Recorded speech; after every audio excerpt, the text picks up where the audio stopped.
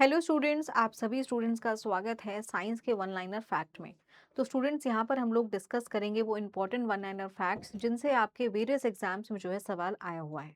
तो चलिए शुरुआत करेंगे इस सेशन को।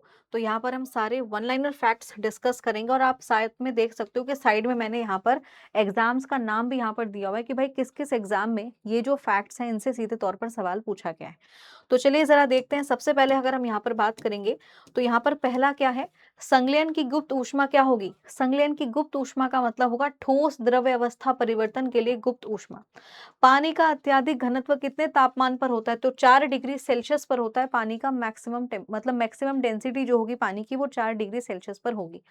ऊनी कपड़े सूती वस्त्रों की अपेक्षा गर्म होते हैं। इसके पीछे का रीजन ये है कि ताप के अच्छे रोधक होते हैं, यानी जो ऊनी कपड़े होंगे they are bad conductor of heat, याद रखेंगे।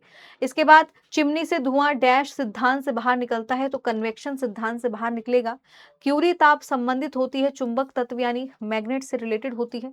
एक आदमी जो भट्टी के सामने खड़ा है डैश द्वारा अधिक से अधिक ऊष्मा प्राप्त कर सकता है, तो विकिरीकरण के द्वारा कर सकता है। शब्द इंसुलेशन का अर्थ होता है आने वाली सौर विकिरीकरण। वह यंत्र जो अत्यधिक तापमान मापता है पायरोमीटर कहलाता है। 1 किलो कैलोरी ऊष्मा का मान कितना होगा, 4.2 इंटू 10 की पावर 3 जूल होता है। थर्मोस्टेट की बात करेंगे तो किसी सांख्य का तापमान स्थिर रखने का उपकरण यही होगा। फ़ारेनहाइट तापमापी के ऊपरी तथा निचले बिंदु के मध्य अंतराल कितना होता है, 180 का होता है। ये चीज आपको यहाँ पर ध्यान में रखनी है। इसके बाद वह यंत्र जो अत्यधिक तापमान मापेगा तो भाई पायरोमीटर ही होगा। यदि शुद्ध पानी को गर्म किया जाए तो वह तापमान पर उबलता है, तो 100 डिग्री सेल्सियस पर जो होता है प्योर वाटर जो है वो 100 डिग्री सेल्सियस तापमान पर उबलना शुरू हो जाता है। तापमान को मापा जाता है किसमें, डिग्री सेंटीग्रेड में। तापमान को मापने के लिए हम डिग्री सेंटीग्रेड का इस्तेमाल करेंगे, लेकिन ये चीज ध्यान रखना अगर आपसे पूछा जाए कि तापमान की एसआई यूनिट, टेम्परेचर की एसआई यूनिट क्या होती है, तब आंसर आपका केल्विन होना चाहिए, याद रखेंगे।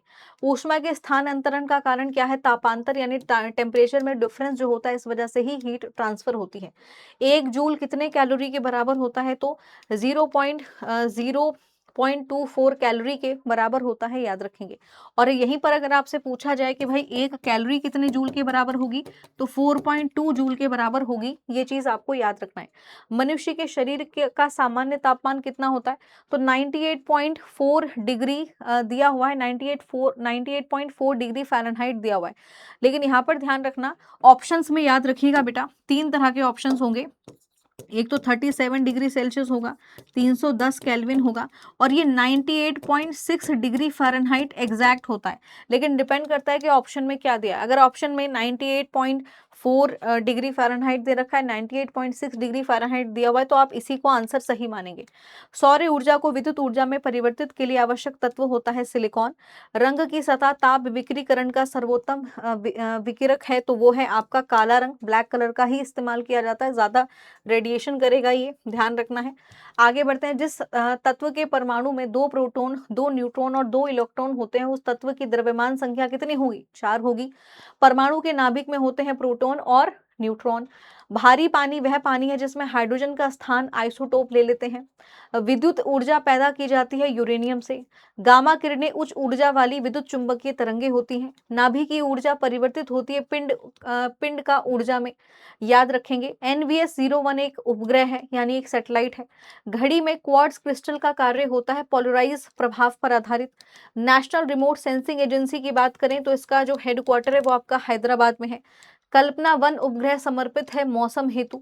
मेघा ट्रोपिज्म उपग्रह की बात करें, भारत और फ्रांस का अभियान है, संयुक्त अभियान है। मानव जीनोम प्रोजेक्ट शुरू किया गया था संयुक्त राज्य अमेरिका में। भारत में नैनो टेक्नोलॉजी के जनक है CNR राव।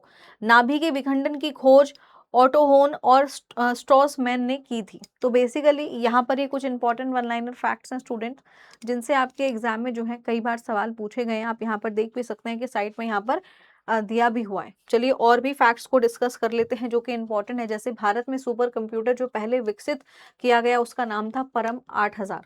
भारत में 4G सेवा की शुरुआत हुई थी 2012 में। सौर ऊर्जा का प्रमुख स्रोत होता है नाभिकीय संलयन। क्वांटम सिद्धांत का सुझाव मैक्स प्लैंक ने दिया था। कोबार 60 के जिस किरण का प्रयोग कैंसर में के निदान में किया जाता है वो होती है गामा रेस। वो होती है क्या, वो होती है गामा रेस। एल्बर्ट आइंस्टाइन क्या थे, एक ऑब्वियसली फिजिशियन, फिजिक्स से थे, भौतिक से रिलेटेड है। पीएसएलवी की फुल फॉर्म क्या होगी? Polar satellite launching vehicle. Dynamo का कार्य क्या होगा? मैकेनिकल एनर्जी को विद्युत एनर्जी यानी इलेक्ट्रिकल एनर्जी में कन्वर्ट करेगा। नाभिकीय संलयन होने का कारण होते हैं प्रोटॉन प्रतिघात। तो ये कुछ इंपॉर्टेंट वन लाइनर फैक्ट्स थे जो हम लोगों ने यहाँ पर डिस्कस कर लिए। आप इनको अच्छे से याद करिएगा क्योंकि आपके एग्जामिनेशन पॉइंट ऑफ व्यू से बेटा बहुत ज़्यादा इंपॉर्टेंट है। इसके अलावा अगर आप बिहार के किसी भी एग्जाम की तैयारी कर रहे हैं तो आप बिहार के महापैक के साथ जुड़ सकते हैं, जिसमें आपको हमारे सभी बैचेस का एक्सेस मिल जाएगा। और ये महापैक के अंदर आपको सारे नए बैचेस जो हैं, जितने भी हमारे आने वाले हैं अपकमिंग बैचेस, वो सारे आपको मिल जाएंगे। तो स्टूडेंट चलिए भाई, इसी के साथ इस सेशन को यहाँ पे ओवर करते हैं। मिलते हैं आपसे आगे अगले सेशन में। तो तब तक के लिए thank you so much, bye bye and take care.